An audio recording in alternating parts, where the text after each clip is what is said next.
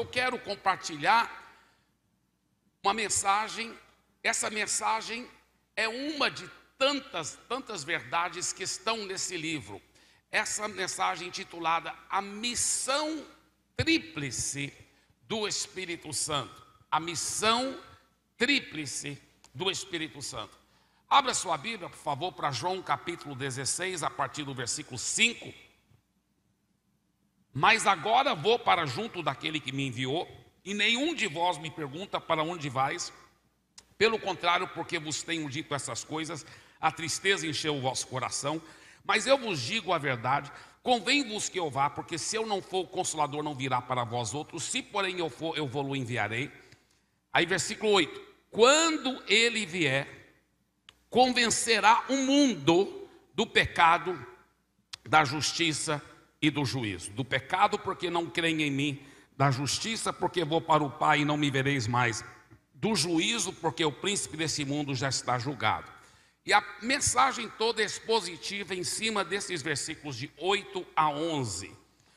Veja bem, deixa eu falar o seguinte, vamos ver o contexto histórico aqui. Os discípulos estão caminhando com Jesus já há mais do que 3 anos e meio, e de repente ele fala que ele está indo embora, e eles ficam, Jesus, não. Jesus fala, melhor para vocês que eu vá, porque se eu não for, eu não vou poder enviar o Espírito Santo, e eu podendo enviar o Espírito Santo, ele vai ser até melhor para vocês do que eu mesmo estando aqui fisicamente.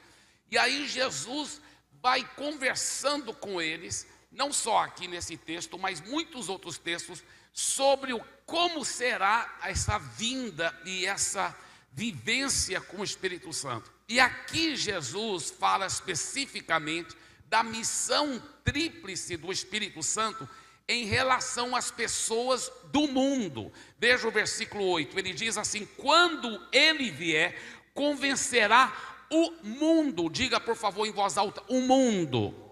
Ele convencerá o mundo do pecado, da justiça e do juízo. Agora, como que o Espírito Santo vai fazer isso? Como que vai convencer as pessoas do mundo do pecado, da justiça e do juízo?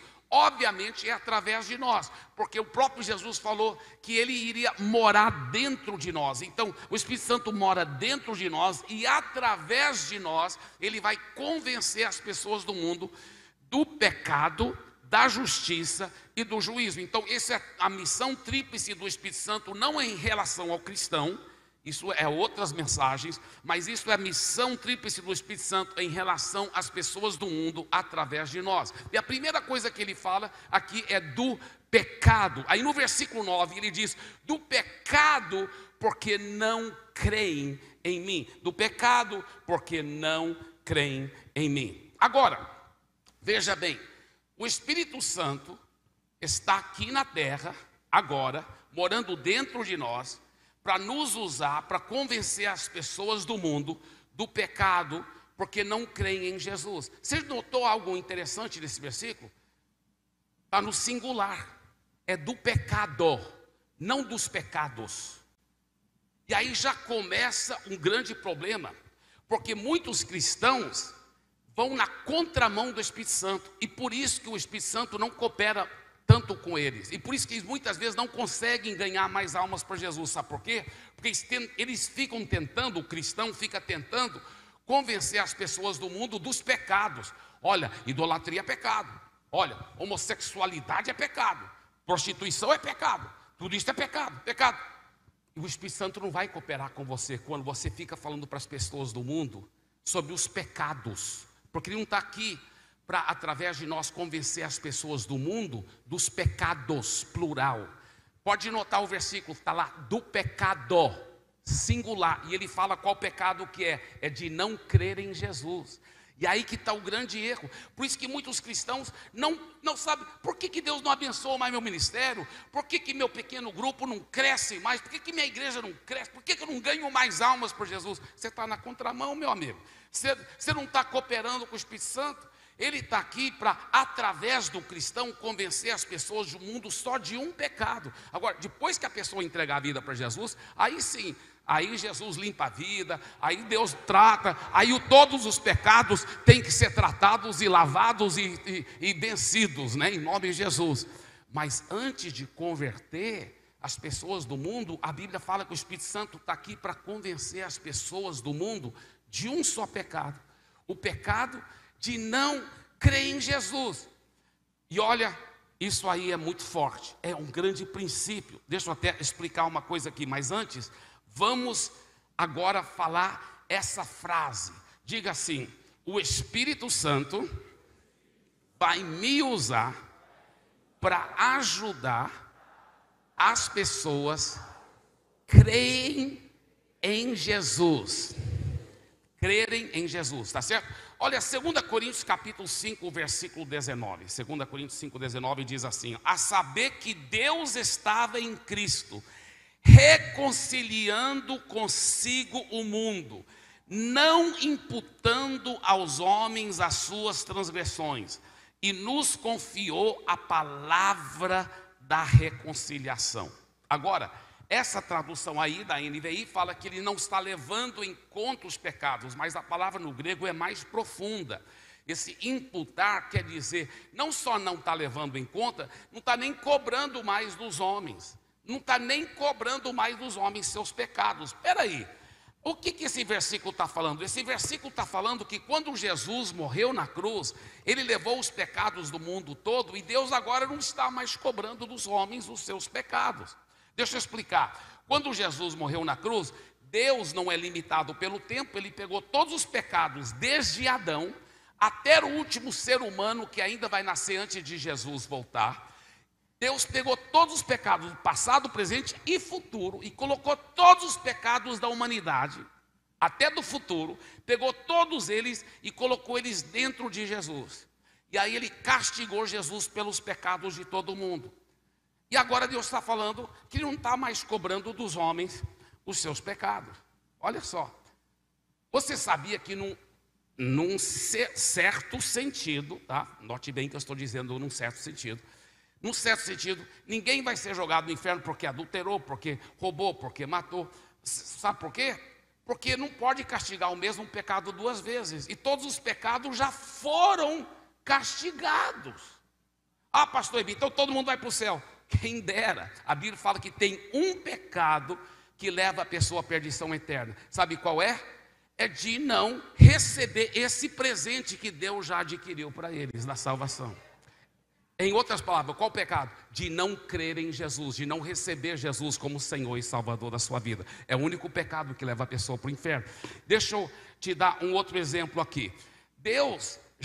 Jesus já morreu pelos pecados de todo mundo. Deus já castigou os pecados de todo mundo. Não pode se castigar o mesmo pecado duas vezes. Então vamos supor que eu tivesse aqui 30 mil reais. Aqui, ó, um pacotezinho, bem legal. 30 mil reais. Como é o seu nome, querido?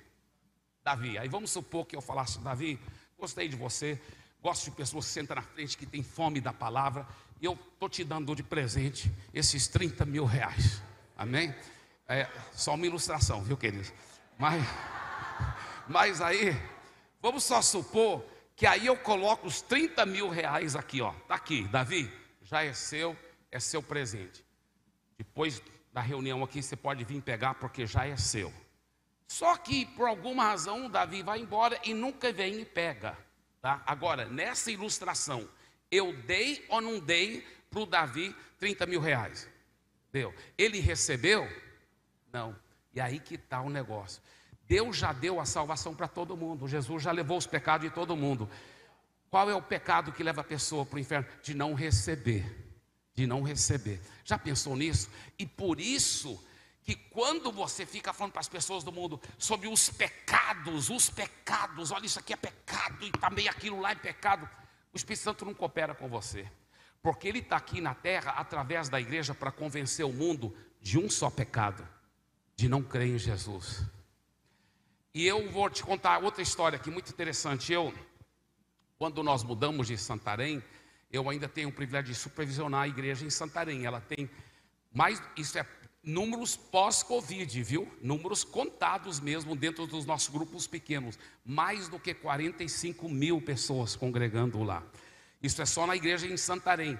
E ao redor temos 400 igrejas, só naquela região lá, ao redor de Santarém. Para a glória de Jesus, fora a igreja de 45 mil. Deus abençoou, Deus prosperou, Deus cresceu. Não tinha tudo isso, tinha uns 20 mil quando eu mudei de lá. Ela só ficou crescendo depois. Aí eu mudei para Fortaleza com uma equipe muito grande, para plantar um trabalho lá no Ceará e no Nordeste, onde temos agora, pela graça de Deus, milhares de pessoas e dezenas de igrejas, pela graça de Deus. Mas no começo foi assim, olha, nós chegamos lá em Fortaleza e, na realidade, a equipe havia chegado alguns meses antes de mim. Então, quando eu cheguei, eu fui reunir com a equipe, né? Porque eu falei para eles, olha, descansa, aproveita bem o Ceará e tudo, vai visitando as outras igrejas para a gente aprender com elas, vamos ver a cultura do Ceará para depois a gente começar a igreja. Eu já estou chegando daqui a alguns meses. Aí quando eu cheguei, eu reuni com a equipe, eu falei, e aí, como que está? Eles falaram, pastor, a coisa aqui é diferente do que Santarém, né? Lá na Amazônia, à beira do rio Amazonas, no interior do Pará, tanta gente convertendo, mas aqui o povo é muito idólatra, pastor. Pode notar que todas as lojas têm imagem de escultura. Você vai até numa cidade, assim, até dentro de um bairro, qualquer bairro, se tiver uma rua que não tem saída, aí eles têm um altar lá com uma imagem de escultura. É muito idolatria, pastor. E os próprios pastores das outras igrejas evangélicas lá do Ceará falavam assim, seja bem-vindo, só que aqui não é Santarém, viu? Aqui o povo é bem idólatra, aqui é difícil, aqui o negócio é difícil. E aí tudo bem, eu agora tinha assim mais ou menos uma avaliação de como era. Só que a nossa equipe, eu notei que eles ficavam falando, não, aqui é diferente, aqui é duro, aqui é muita idolatria e tal. E aquilo começou a me incomodar. Então eu reuni a equipe e eu falei para a equipe o seguinte, eu falei, olha, essa é a terra que Deus falou para a gente plantar igrejas. Essa é a terra que Ele nos prometeu, é a nossa terra que emana leite e mel. É a terra da nossa promessa de possessão. Então eu falei para eles, veja bem, o que o povo de Israel fizeram errado? Deus mandou aqueles 12 espias, não foi? Só 2 que voltaram com um bom relatório, dizendo, nós damos conta de conquistar, é uma terra que emana leite e mel. Quem foram esses 2? Josué e Calebe. Os outros 10, diz a Bíblia que difamaram a terra, infamaram a terra, falaram mal da terra, que Deus havia dado eles para possuir, ao ponto que todos os outros 10 e o povo de Israel, seus cadáveres ficaram lá no deserto mesmo. Eles falaram que não iam dar conta e não deram conta mesmo, porque ficavam falando mal da terra prometida, que Deus havia prometido para eles possuírem. E interessante que ninguém lembra do nome dos outros 10 espias, né? Ninguém nem lembra mais do nome deles, só lembra de Josué e Calebe. E é interessante porque eu falei para eles, essa é a nossa terra de possessão. Se vocês ficarem falando mal da terra que Deus nos deu, vocês estão caindo no mesmo pecado dos 10 espias. Não vai fazer isso. E eles, é verdade. Aí eu falei para eles assim, olha, vocês falam que tem muita idolatria. Essa idolatria, sabe o que é? É uma carência. É porque eles têm um vazio, eles estão tentando preencher. Então o que você tem que fazer? Trazer Jesus para eles. E quando você fala de Jesus, porque aí o Espírito Santo vai cooperar com vocês, porque o que a Bíblia diz? Ele está aí para convencer, ele diz, só um pecado. Qual é o pecado? De não crer em Jesus. Então fala de Jesus, não fica falando dos outros pecados, não fica falando para eles que idolatria é pecado, não, fala de Jesus. Aí eu dei um exemplo de um menino que está assim, você encontra o menino e ele está aqui com um pirulito. Só que o pirulito já caiu no chão, ficou com areia grudada e até uma formiga morta está grudada lá. E ele está lá lambendo. Se você chegar lá e falar assim, tira isso da mão, menino, para com isso, está sujo. Ele, não, é meu pirulito. Por quê? Porque é o único pirulitozinho que ele tem, coitadinho. Mas se você chegar com uma caixa de pirulito novo, zerado, e chocolates, ele joga fora aquele pirulito velho. Eu falei para eles só têm essa idolatria, estão lá, não tenta arrancar. O Espírito Santo não vai cooperar com você falando mal de idolatria. Chega lá com Jesus a caixa de pirulitos. Eles vão jogar fora a idolatria e vão entregar a vida para Jesus. Aleluia.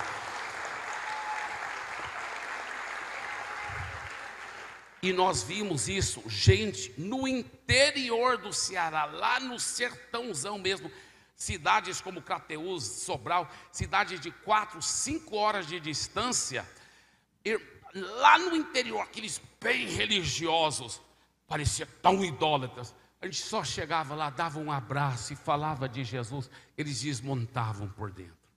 Nós temos igrejas grandes, a nossa igreja em Sobral já passou de 1000 pessoas, a igreja em Tapipoca, lá do interior do Ceará, já passou de 500, a igreja de Crateús já está passando de 400, e essas igrejas estão fundando outras igrejas ao redor. É um avivamento que está acontecendo para a glória de Jesus, para a glória de Jesus. Deixa eu te falar uma coisa.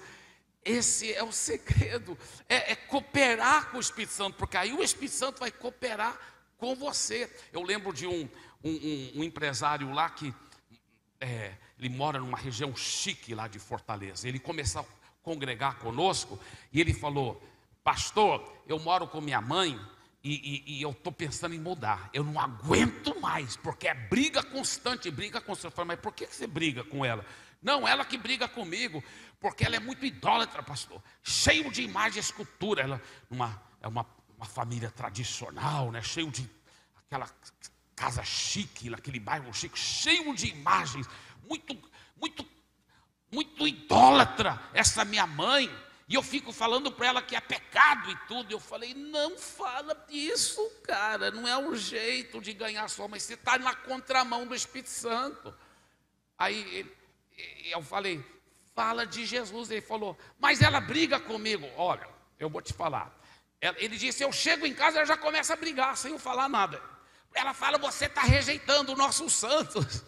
Eu falei: olha, você chega em casa, quando ela começa a brigar, você olha para ela, dá um sorriso e fala: mamãe, a senhora crê em Jesus? Ela vai dizer sim, mesmo que ela ainda não crê de verdade, mas ela vai dizer sim. Aí você vai responder: amém, mamãe, eu também creio, vamos falar de Jesus então, mãe. E dê um abraço e um beijo nela. Aí só fala de Jesus para ela. Irmãos, não deu outra. Logo, logo ela estava lá na igreja, entregando a vida para Jesus.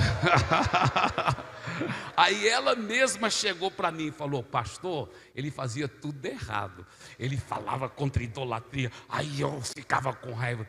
Mas aí ele só começou a falar de Jesus. E eu entreguei minha vida para Jesus. E agora, pastor, já estou jogando todas as imagens fora. Estou tirando tudo para aquilo. Dê uma forte salva de palmas para Jesus. Aleluia.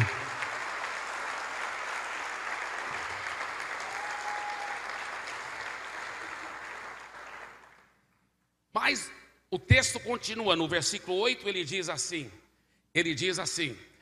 o Espírito Santo, quando ele vier, convencerá o mundo, através de nós, convencerá o mundo do pecado, um pecado só, da justiça e do juízo. Aí no versículo 10 ele explica: da justiça, porque eu vou para o Pai e vocês não vão me ver mais, o mundo não vai poder me enxergar mais, eu estou indo para o Pai.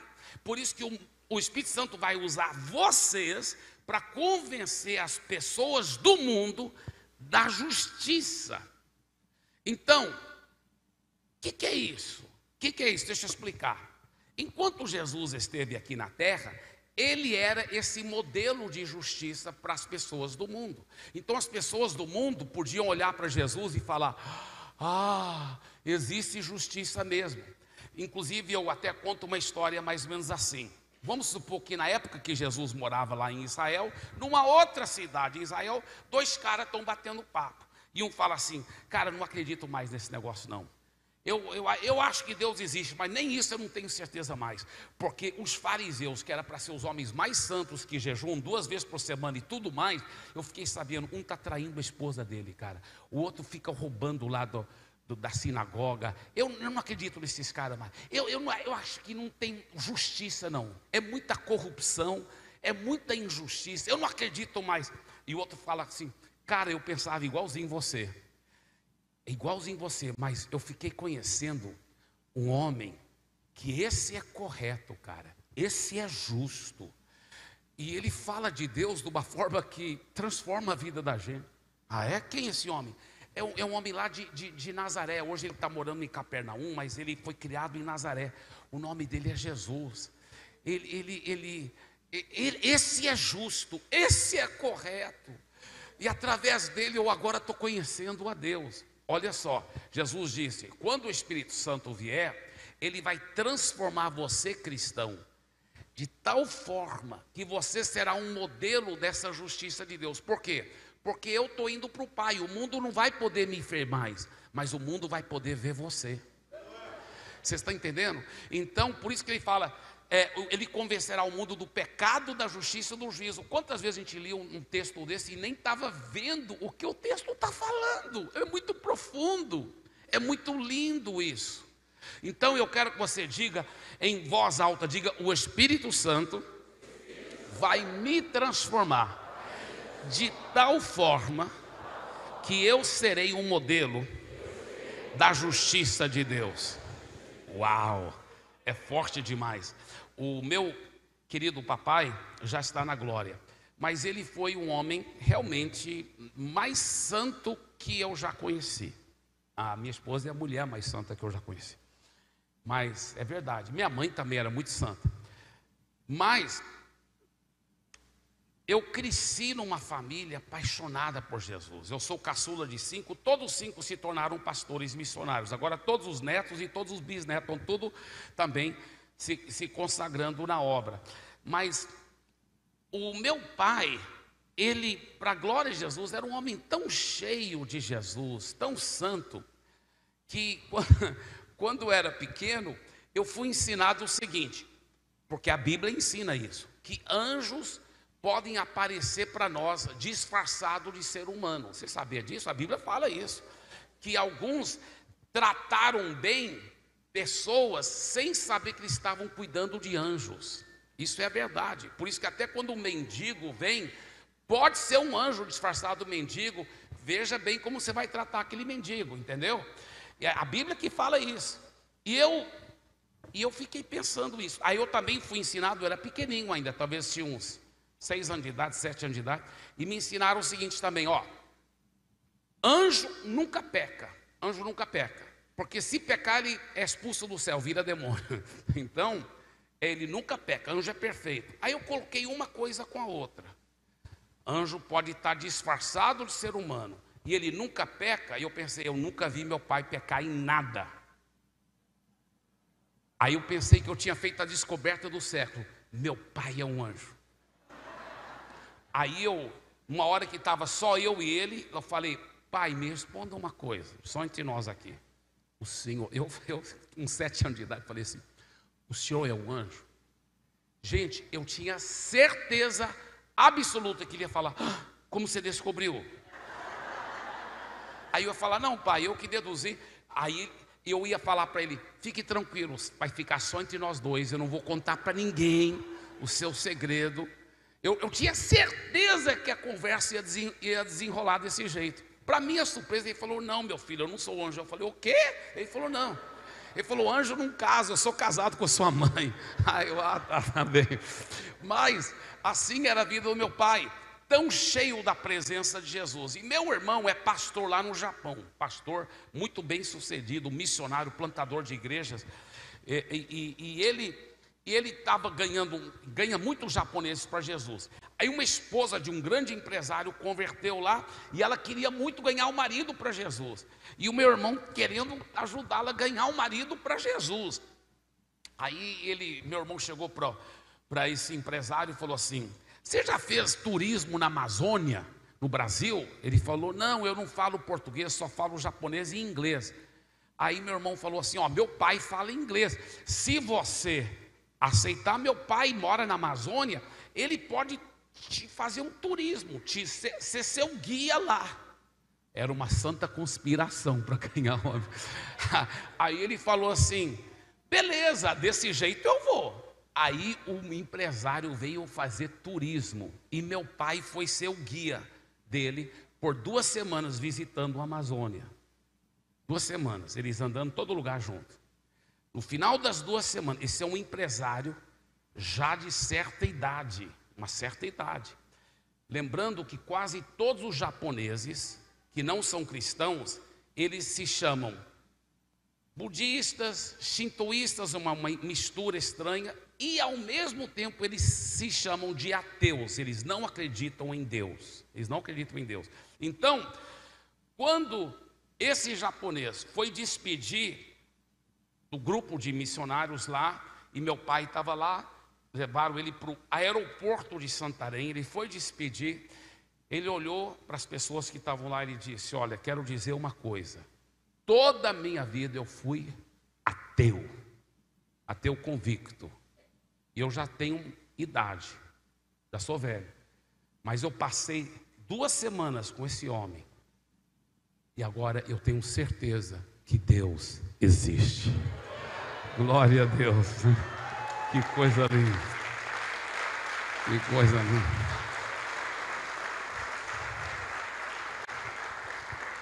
Ele voltou para o Japão, entregou a vida para Jesus, foi batizado. Que bênção, né? Que coisa linda. Eu acredito demais que se você estiver cheio de Jesus, você vai atrair pessoas para Jesus. O mundo não lê a Bíblia, mas está lendo a sua vida.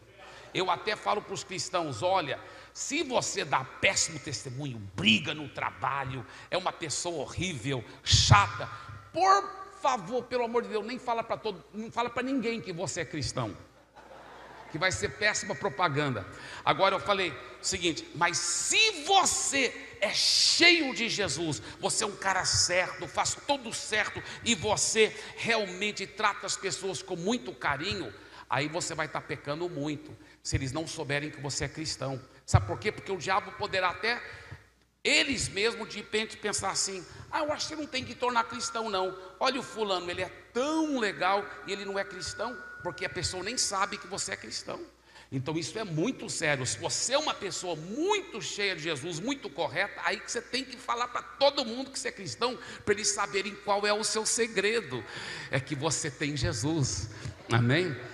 E falando nisso, a minha esposa é muito exemplar nisso, ela é muito cheia de Jesus. Eu já cheguei com ela num caixa, vamos supor, de supermercado, e a própria atendente lá olha para ela e fala assim: ai, que sorriso lindo que você tem, transmite uma paz. O nome da nossa igreja é Paz Church, antes era Igreja da Paz.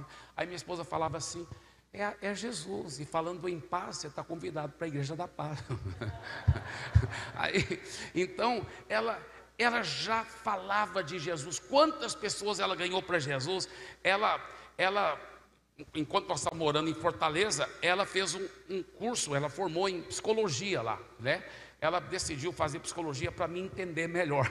Brincadeira. Mas enquanto ela estava fazendo esse curso de psicologia, uma professora bambambam, não sei quantos doutorados, já tinha trabalhado com a esposa do presidente Fernando Henrique Cardoso, toda aquela coisa, é uma professora ultra mega top. Ela falou assim para ela: fica aqui depois da aula que eu quero falar com você. Depois que todos os outros alunos saíram, ela falou para minha esposa, ela falou: qual o seu segredo? O que você tem que é diferente? O seu sorriso, a sua vida é diferente. E minha esposa falou de Jesus para ela, ela entregou a vida para Jesus. Minha esposa discipulou ela usando o nosso material de discipulado. Depois eu e ela batizamos, ela foi para o nosso pequeno grupo, nossa célula, ela congregou, ela é uma bênção para a glória de Jesus, amém? Eu já tive algumas experiências assim também. Eu lembro uma vez, eu estava em Goiânia, numa churrascaria, comendo assim, e o garçom ficava me olhando assim. Finalmente ele criou coragem. Eu estava comendo assim, ele chegou assim e falou assim: ei, o que você tem que é diferente? Qual o seu segredo? Aí eu estava literalmente na carne, né, irmãos? Eu olhei para ele assim e falei: é Jesus. Ele falou: só pode ser Jesus. E uma vez, eu não era pastor ainda, eu formei em teologia. mas lá nos Estados Unidos, mas numa das férias maiores de 3 meses, eu completei um curso de música jazz lá no Berklee College of Music em Boston. E enquanto eu estava fazendo esse curso, eu nem tinha cara de crente, irmãos. Meu cabelo era mais comprido e eu gosto de fazer muito exercício. Eu tinha corrido talvez naquela noite 8, 9 quilômetros, e eu estava voltando para a faculdade no ônibus urbano. Olha, short de nylon, camiseta de nylon, tênis. E eu lembro, eu estava lá no ônibus só pensando nessa vida com Jesus, é tão maravilhosa. E de repente eu vi um cara com cabelo bem compridão assim, doidão, olhando para mim assim. Ele olhava para mim, eu achei estranho o jeito que ele olhava, eu me disfarcei. Eu nem vi quando ele se aproximou, de repente ele estava em cima de mim praticamente. Ele falou assim: ei, cara. Eu falei: ei, cara. Ele falou assim, claro que ele estava falando inglês, né? Ele falou assim: o que é que você tem, cara? Eu falei: como assim? Pensei, será que é um assalto? Eu falei: como assim? Ele falou: você sabe o que eu estou querendo.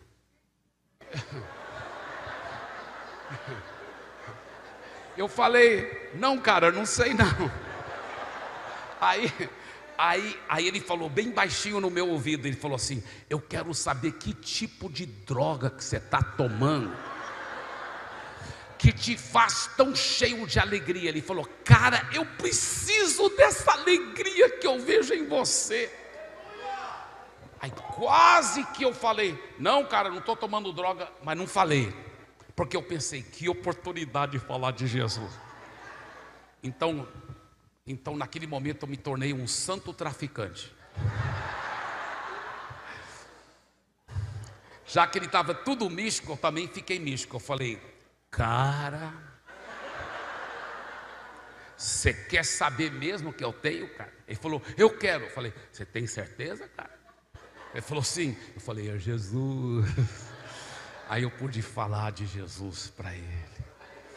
É tão maravilhoso, tão precioso. Diga: o Espírito Santo vai me transformar de tal forma que eu me tornarei cada vez mais um modelo da justiça de Deus. O versículo 8, ele fala assim: quando o Espírito Santo vier, ele convencerá o mundo do pecado, da justiça, do juízo. Versículo 9 ele fala do versículo 8 fala do pecado, porque não creem em mim, da justiça, porque eu vou para o Pai e o mundo não vai poder me ver mais. Aí ele fala do juízo, porque o príncipe deste mundo já está julgado.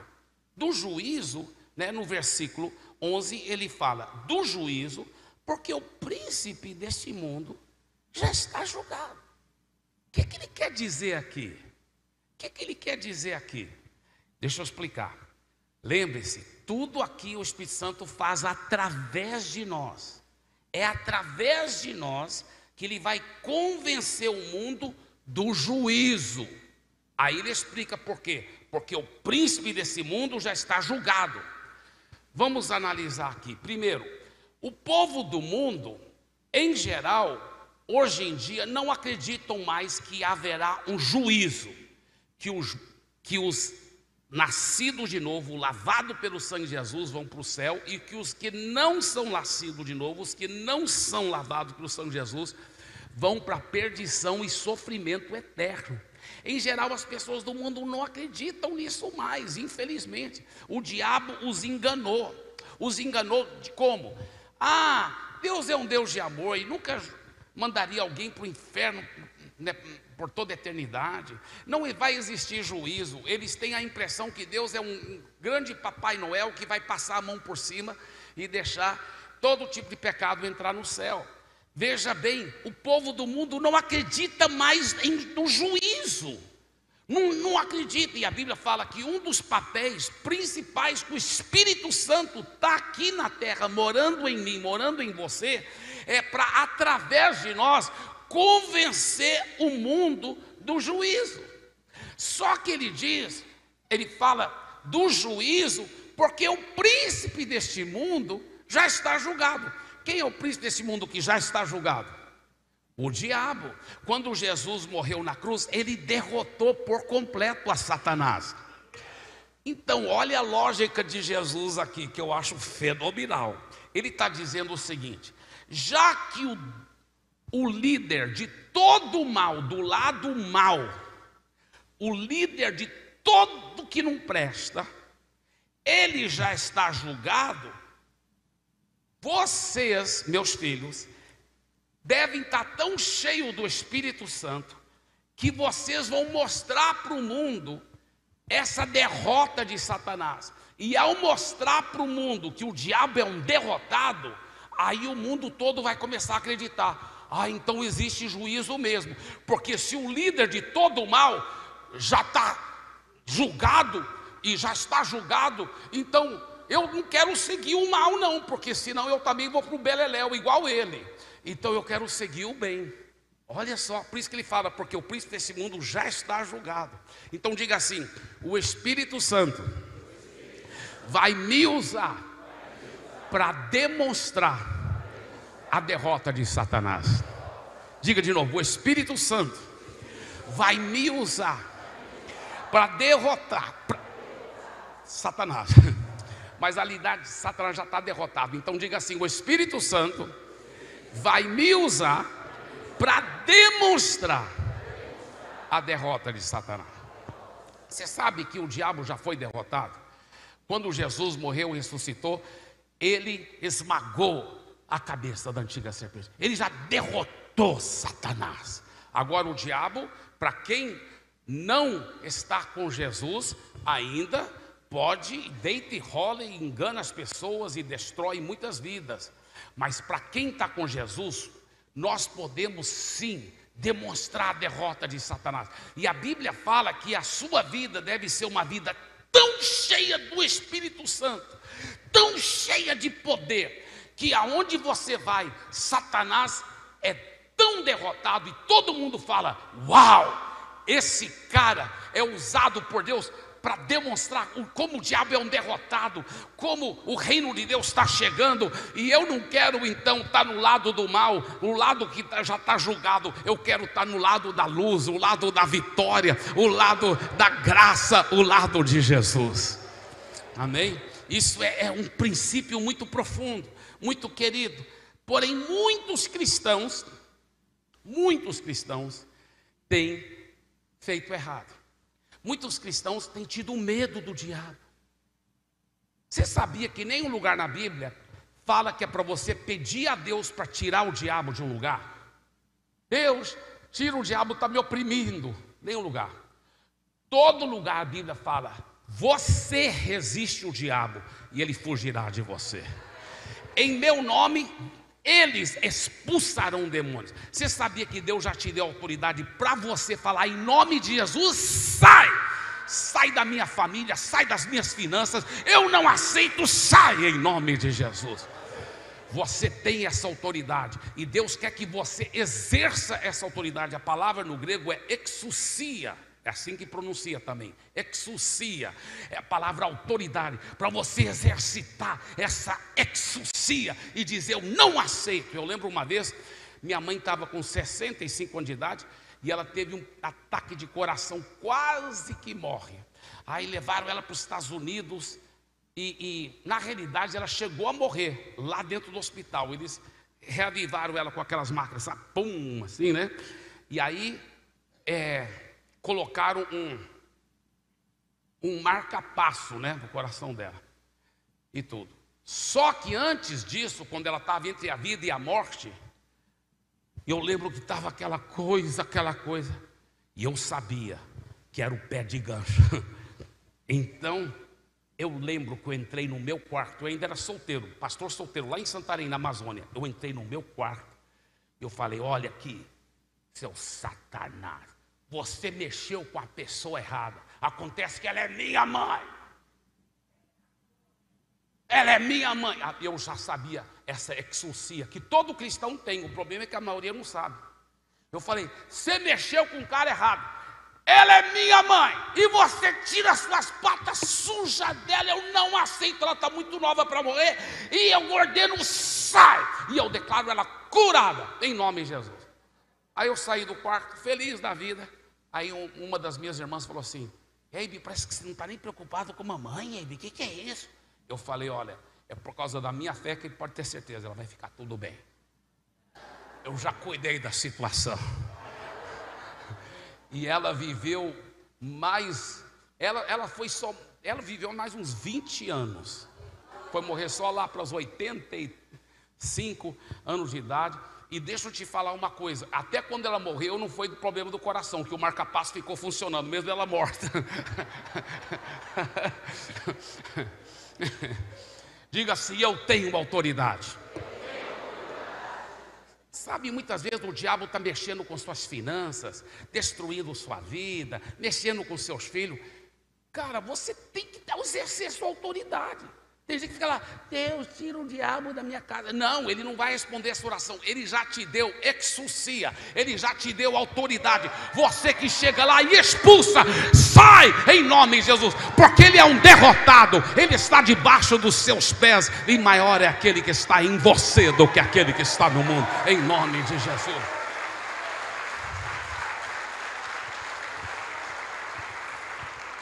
Tinha um grupo bem grande de pessoas andando pela selva amazônica, e era um trilho único, porque a mata muito fechada, e os que chegavam na frente, viram lá na frente uma cobra, daquelas que engolem até boi, dessa grossura, atravessado lá. Eles falaram: ó, cuidado, a cobra, cuidado, lá na frente. E eles pegaram o facão e cortaram um desvio. Todo mundo vem para cá. Aí todo mundo que vinha falava: cuidado com a cobra. Todo mundo entrava pelo desvio. Tinha um menino descalço, só de bermuda, que ele ficou andando, assim, agindo como se nem soubesse. Eles falaram: menino, a cobra. Ele, e ficou andando. Aí já estava quase encostando na cobra. Cobra, menino. Ele, Aí já tinha gente quase desmaiando. Aí ele chega na cobra, chutou a cobra. Aí ele sentou na cobra. Aí ele deitou na cobra. Sabe por quê? Aquele menino tinha passado naquele mesmo trilho um dia anterior, e ele sabia que a cobra já estava morta. Eu tenho boa notícia para você: Jesus já esmagou a cabeça da antiga serpente. O diabo é um derrotado, ele está debaixo dos seus pés. Diz a Bíblia em Lucas 10:19: eis aí vos dei autoridade, exousia, para pisar em serpentes, escorpiões e sobre todo o poder do inimigo, e nada absolutamente vos causará dano. Amém? Eu quero encerrar com essa história, mas antes quero te dar um versículo para você nunca esquecer. Romanos 16:20: e o Deus da paz em breve esmagará Satanás debaixo dos seus pés. O Deus da paz, mas é o Deus da vida nova também, não é só da paz church, não. O Deus da paz em breve esmagará Satanás debaixo dos seus pés. Diga assim: eu não aceito mais o maligno deitando e rolando. Ele é um derrotado. Jesus mora em mim, e através de mim ele vai demonstrar a derrota de Satanás. E eu termino com essa história. Eu, muitos anos atrás, ainda era pastor solteiro lá em Santarém, e eu lembro que, porque eu normalmente tenho o costume de jejuar pelo menos o café da manhã no domingo, e isso já fazem décadas. E aí naquele dia eu ia entregar o jejum no almoço. Eu lembro até hoje que eu já tinha orado, o garfo estava entre o prato cheio de comida e a minha boca. E aí o telefone, era telefone fixo naqueles dias, né? Não tinha celular. Telefone fixo tocou, falaram: Eibe, é para você. Eu falei: não vou nem comer por enquanto, deixa eu lá atender o telefone. Fui atender o telefone. Aí eram os irmãos da igreja falando: pastor, se o senhor puder vir, porque tem uma pessoa endemoniada, o negócio está feio. Já fazem 6 dias que não come nada, nada. É endemoniada direto, por 6 dias. E o marido dela está com medo que ela vai morrer. Já chamou todo tipo de religioso, todo tipo de religião, não conseguiram tirá-la. Aí, eu sabia que o marido ia precisar de querer que fosse, porque Deus respeita o livre-arbítrio da pessoa, e ele é o líder do lar. Eu falei, mas ele quer que eu vá? Ele chamou todos os outros tipos de religiosos, ele está querendo. Não, ele falou, por favor, chame o pastor, ele está querendo sim, que você venha, Abe. Eu falei, não, aí eu vou sim. Aí eu fui pensando, olha, naquela época, hoje eu já tenho muita experiência nessa área, mas naquela época eu não tinha tanta experiência. Eu pensei, rapaz, negócio, 6 dias, vou passar na casa de um amigo meu, porque esse meu amigo era especialista, um outro pastor que era especialista em expulsar demônio. Eu falei, ele é um verdadeiro caça-demônio. Aí eu passei na casa dele, falei, pastor, vou precisar da sua ajuda, viu? Porque o negócio é feio lá, estão falando. Quando nós chegamos lá naquele bairro, é o bairro de Santarenzinho, lá em Santarém. Quando chegamos lá, parecia que metade do bairro estava lá, no quintal, na casa, todo mundo preocupado, a mulher vai morrer, 6 dias sem comer nada, e aquela situação, e era aquele tumulto. Quando eu desci do carro, o marido dela já me recebeu, e ele me falou, confirmou que era 6 dias, que ela estava lá, endemoniada, direto, sem comer nada e tal. E aí eu estou aqui fora, na frente da casa, conversando com ele, e lá dentro da casa, e a mulher endemoniada não estava nem na sala da frente, estava no outro quarto, mais para trás. Eu vi um barulho, parecia 2 pedaços de ferro esfregando. Eu falei, que barulho é esse? Ele falou, são os dentes dela. Eu falei, os dentes dela? Ele falou, é. Aí eu fiquei tão feliz que eu tinha chamado o pastor. Aí, eu lembro até hoje que eu rodeei o carro assim, fui lá para o lado do passageiro, o pastor já tinha saído do carro. Eu falei assim, pastor, é o seguinte, você tome a dianteira, eu vou só te apoiar. Eu vou só te apoiar. Tá. Aí, quando entramos na sala, aonde a mulher estava deitada lá no quarto, não dava para ver quem estava entrando na sala. Mas quando nós entramos na sala, o pastor primeiro e eu atrás, o demônio com aquela voz, porque lá de fora a gente ouvia aquelas risadas infernais, né? Aquela voz masculina. Aí, quando nós entramos na sala, uma voz masculina, bem alto, falou assim, eu sei que você é pastor, mas eu não saio. Com certeza o demônio estava se referindo ao outro pastor, porque naquele momento eu só era uma ovelhinha. Mas aí, quando a gente entra no quarto, aí o cenário era assim. Nós entramos no quarto, tinha uma cama de casal para cá, ela estava deitada lá. Ninguém tinha coragem de chegar perto da cama dela, só o marido dela. Aqui nesse lado do quarto tinha uma janela cheia de gente, o quarto também nesse lado estava cheio de gente, tinha uma porta para os fundos cheio de gente, estava muita gente.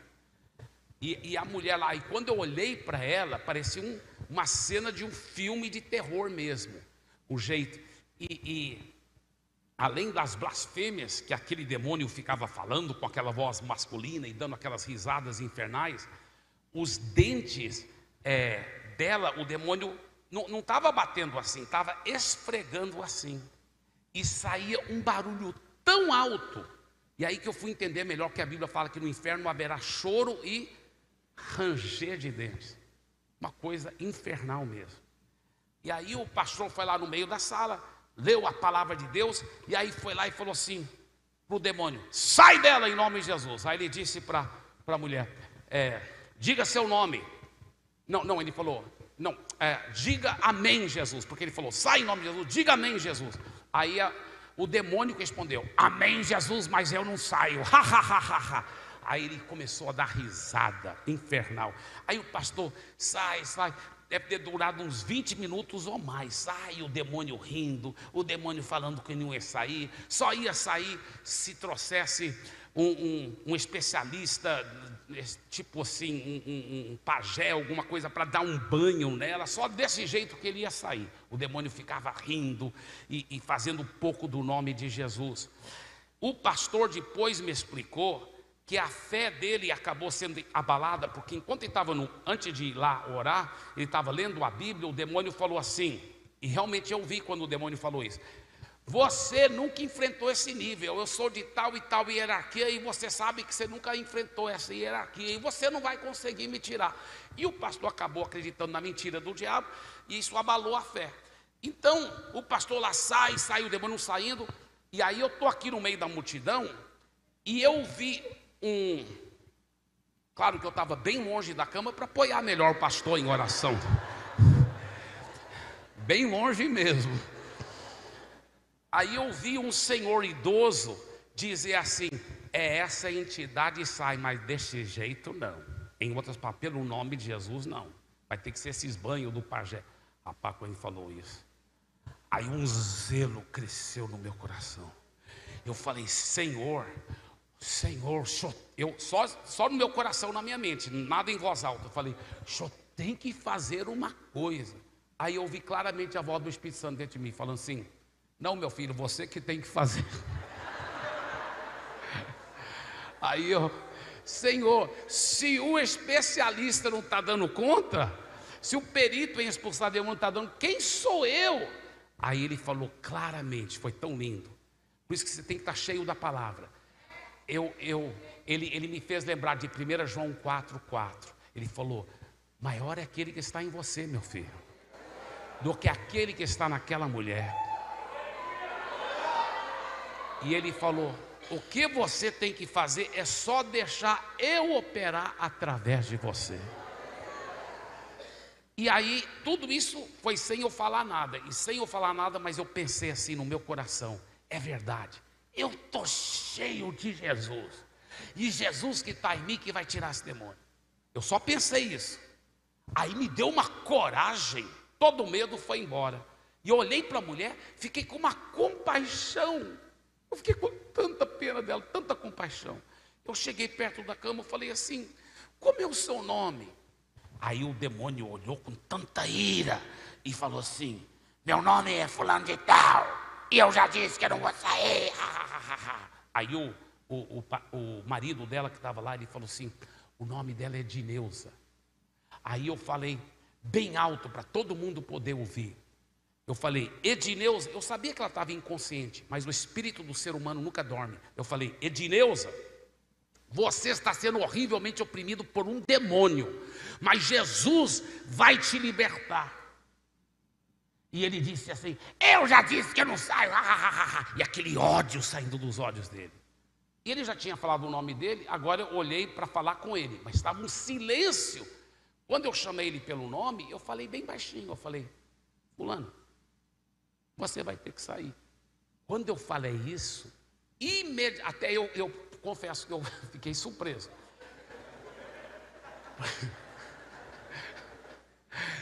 Porque imediatamente, aquele ódio que saía dos olhos dela, que era o ódio do demônio, transformou num pavor. Eu nunca vi tanto medo nos olhos de alguém. E o demônio olhava bem nos meus olhos e ele tremia que nem uma folha seca, e encolhia o corpo dela. Aí ele, tremendo assim, falou assim: e naquela voz masculina ainda: eu estou vendo Jesus. Você está cheio de Jesus. Por que eu estou falando isso? Porque você tem o mesmo Jesus dentro de você. Você tem esse mesmo Jesus. E foi tudo, eu estava falando bem baixinho, mas estava um silêncio que estava para ouvir, né? Eu falei assim: é verdade. E é esse Jesus que você está vendo, que está te ordenando agora: saia dela em nome de Jesus e não volte mais. Quando eu falei isso, ele saiu dela, mas jogando o corpo dela lá em cima, com um grito assim: ah! Quando ela desceu, ela já desceu sentada na cama, e aí pela primeira vez na minha vida que eu ouvi a voz dela. Ela olhou assim a multidão, olhou para a câmera e falou: ai meu Deus, o que aconteceu? Onde eu estou? Aí o marido dela, vendo que ela estava liberta, pensando que ela ia morrer, ele começou a chorar. Chorar de alegria. E eu sentei ao lado dela, porque eu sei que o medo abre a porta para o diabo. E ela não tinha Jesus. O demônio podia voltar se ela ficasse com medo. Eu falei: Edileuza, não fique com medo. Você estava sendo oprimida, horrivelmente oprimida por um demônio, mas Jesus já te libertou. Aí eu queria logo que ela entregasse a vida para Jesus. Eu falei: você não quer entregar a vida para Jesus? Eu estava sentado aqui ao lado dela na cama, né? Aí ela começou a chorar. Chorar e chorar e chorar. Ela falou: eu quero sim entregar minha vida para Jesus. Ela disse: eu preciso de Jesus. Aí ela olhou para o marido que ainda estava chorando. Ela falou: você também precisa de Jesus. Ele falou: eu sei, eu também quero entregar minha vida para Jesus. Aí eu falei para os dois: então agora todos dois vão repetir essa oração agora. Aí o pastor falou no meu ouvido: pastor, por que você não faz um apelo geral aí? Aí eu olhei para a multidão, irmãos, eu nunca vou esquecer a cena, eu não estou exagerando. Eu olhei para aquela multidão, literalmente eles estavam assim com a boca aberta. Aí eu falei para o pastor: boa ideia, pastor. Aí eu falei, antes de eu orar com eles, aí eu vou pregar. Aí eu preguei o evangelho, já que estavam com a boca aberta, eu já enfiei a palavra.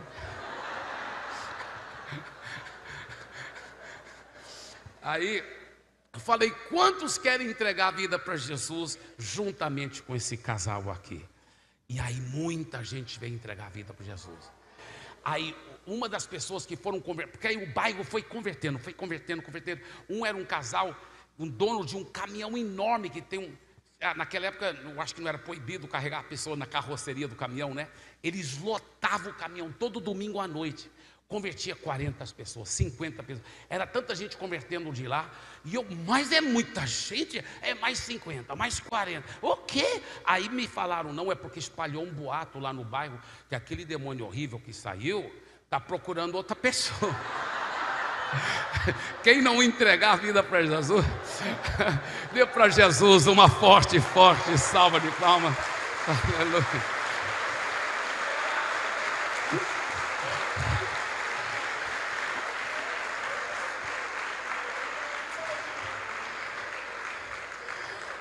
Fique em pé, por favor, e diga assim: obrigado, Jesus, porque o Espírito Santo vai me ajudar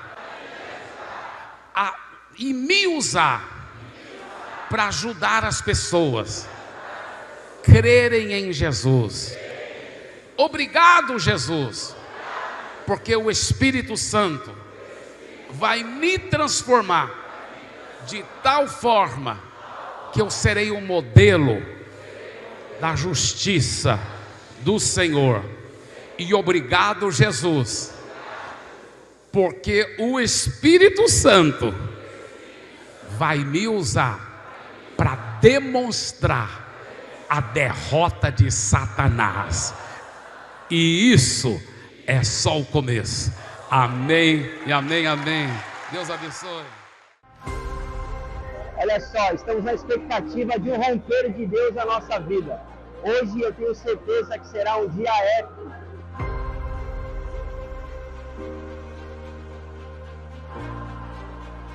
Eu acredito que hoje vai ser uma bênção, né?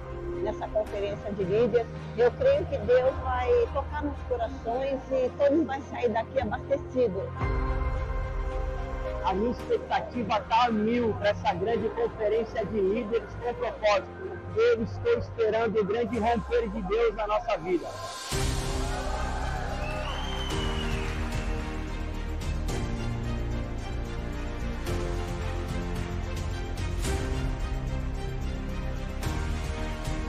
A expectativa dessa manhã, desse dia maravilhoso, é que Deus nos encha de graça, de sabedoria e nos guie por caminhos eternos. Ei, você que não veio perder, mas tenho certeza que todos que participarão desse evento serão cheios de graça e de conhecimento. Deus abençoe a todos. Um abraço.